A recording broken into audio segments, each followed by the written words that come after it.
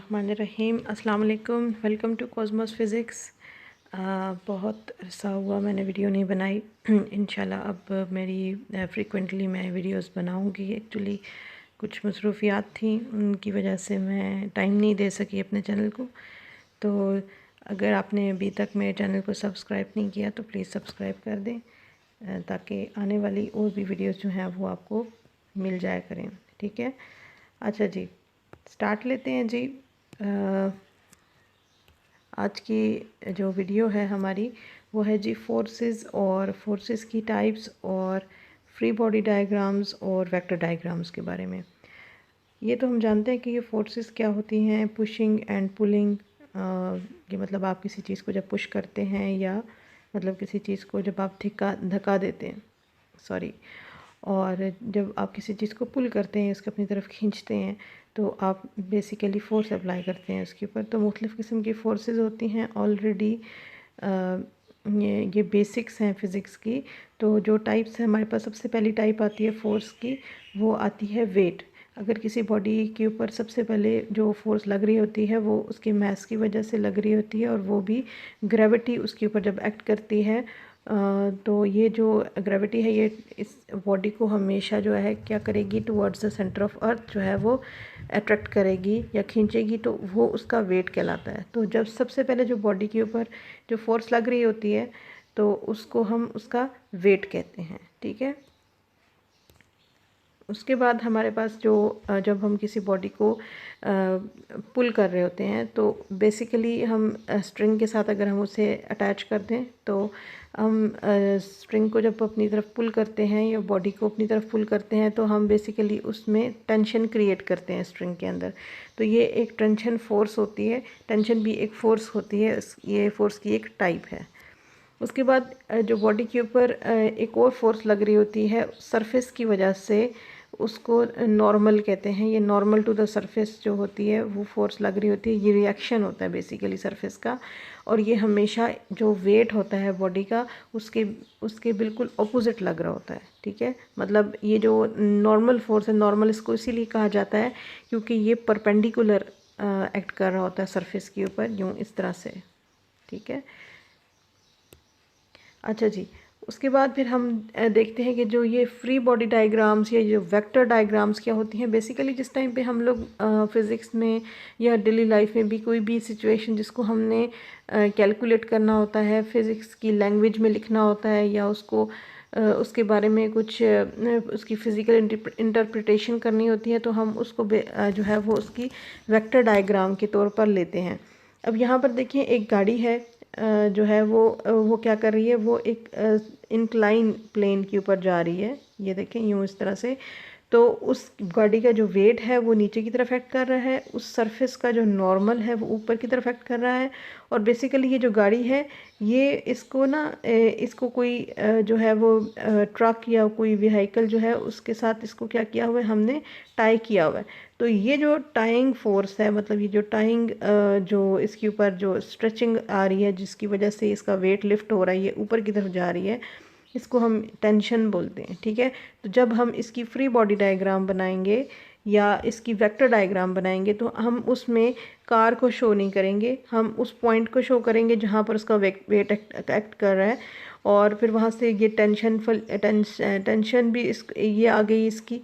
ठीक है, और ये इसका वेट हो गया जो कि यहाँ पर, क्योंकि ये इंक्लाइन प्लेन है ना, क्योंकि इंक्लाइन प्लेन यहाँ पे ये देखिए एंगल बन रहा है थीटा, तो उस थीटा नहीं, सॉरी, यहाँ पर अल्फ़ा बन रहा है। ठीक है, थीटा भी हो सकता है। तो यहाँ पर इसको हम फिर क्या करते हैं, उसके कंपोनेंट्स में यहाँ पर हम रिजॉल्व करते हैं, क्योंकि जब भी जो वेक्टर है वो हॉरिजेंटल के साथ किसी किस्म का कोई भी एंगल बनाता है तो उस टाइम पे हम उस वेक्टर को उसके रेक्टेंगुलर कंपोनेंट्स में क्या कर देते हैं, रिजॉल्व कर देते हैं। और इसी तरह से इसका जो नॉर्मल जो टू द सरफेस है, जो इंक्लाइन प्लेन का जो नॉर्मल है, या जो इसका जो रिएक्शन है, जो इंक्लाइंड सरफेस का जो रिएक्शन है वो यहाँ पर एक्ट कर रहा है। ठीक हो गया। अच्छा जी, उसके बाद नेक्स्ट सिचुएशन हमारे पास ऐसी आती है कि अगर कोई भी बॉडी हमारे पास किसी भी एक हॉरिजॉन्टल सरफेस के ऊपर पड़ी हुई हो तो उसका वेट नीचे की तरफ एक्ट करेगा और नॉर्मल उसका जो रिएक्शन है वो अपवर्ड एक्ट करेगा। उसकी जो वेक्टर फ्री डायग्राम है या जो वेक्टर डायग्राम है या जो क्या कहते हैं वेक्टर बॉडी डायग्राम है, बॉडी फ्री डायग्राम, वो आपके पास ये इस तरह से हम उसको शो करते हैं। एंड आपके पास नॉर्मल होता है और डब्ल्यू हमारे पास किसके लिए होता है, वेट के लिए। नेक्स्ट अब हम यहाँ पे देख लें कि अगर किसी बॉडी को हम किसी सरफेस के ऊपर स्लाइड करते हैं तो उस वक्त हमारे पास फिर फ्रिक्शनल फोर्स इन्वॉल्व हो जाती है, तो इसकी फ्री बॉडी डायग्राम हमारे पास इस तरह से बनेगी। ठीक हो गया। उसके बाद देखें, अगर हम किसी भी बॉडी को किसी इंक्लाइंड प्लेन के ऊपर जो है वो पुल कर रहे हैं ऊपर की तरफ या पुश कर रहे हैं, या तो हम उसको पुश करेंगे या फिर हम उसको पुल करेंगे, कोई दोनों में से एक सिचुएशन होगी, तो उस टाइम पर हमारे पास इसकी फ्री बॉडी डायग्राम जो है वो इस तरह से बनेगी। ठीक हो गया।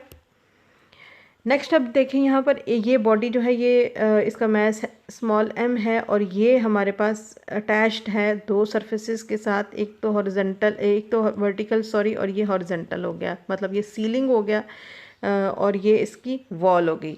और यहाँ पर ये क्या कर रहा है, ये बेसिकली ये हैंगिंग पोजीशन में है। ठीक है, तो इसके ऊपर ये जो स्ट्रिंग्स हैं, एक ये स्ट्रिंग हो गई और ये स्ट्रिंग हो गई, इन दोनों की वजह से इनके अंदर जो इस बॉडी के वेट की वजह से जो टेंशन प्रोड्यूस हो रही है वो यहाँ पे हमने एक को T1 कह दिया और एक को हमने यहाँ पर T2 कह दिया। तो इसकी फ्री बॉडी डायग्राम जो है वो हमारे पास ये है।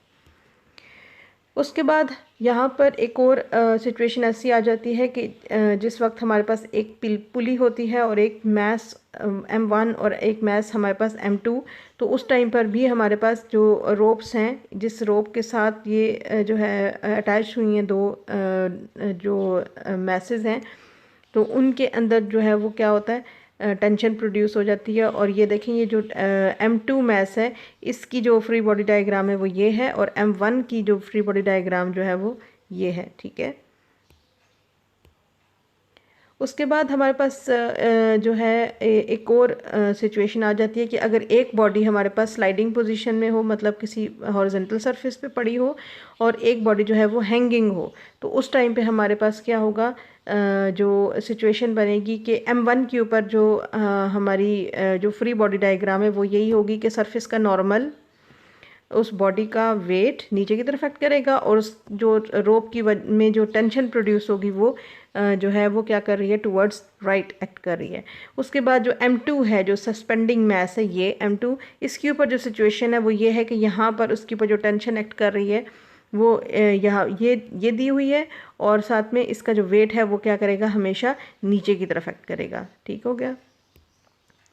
अच्छा जी, उसके बाद फिर हमारे पास इन्हीं फोर्सेस को एक्सप्लेन करने के लिए न्यूटन की 3 लॉज हैं। फर्स्ट लॉ ऑफ मोशन क्या है, an object at rest will remain at rest और continue to move with uniform velocity in a straight line unless it is acted upon by an external forces. ठीक है, जब तक किसी body के ऊपर कोई भी फोर्स ना लगे तो वो अगर स्टेट ऑफ रेस्ट में है तो वो रेस्ट में ही रहेगी, और अगर वो यूनिफॉर्म वेलोसिटी के साथ मूव कर रही है तो वो फिर अपने मोशन को क्या करेगी, कंटिन्यू करेगी। ठीक है, अब यहाँ पर देखें कि जो एफ नेट है वो क्या है, यहाँ पर 0 है। फोर्सेस हमारे पास क्या हैं, अगर बैलेंस हो रही हैं, अगर वो रेस्ट पे है तो उसकी एक्सेलरेशन भी 0 होगी, उसकी वेलोसिटी भी 0 होगी, वो रेस्ट पर ही रहेगी। और अगर वो मूव कर रही है तो उसकी वेलोसिटी 0 नहीं होगी, लेकिन अगर उसकी एक्सेलरेशन 0 मतलब उसकी वेलोसिटी क्या है, यूनिफॉर्म है, तो वो क्या करेगी, वो मोशन में ही रहेगी। इसको लॉ ऑफ इनर्शिया भी बोलते हैं। ठीक है, नेक्स्ट हमारे पास न्यूटन का सेकंड लॉ आ जाता है। सेकंड लॉ क्या कहता है जी, rate of change of linear momentum of a moving body is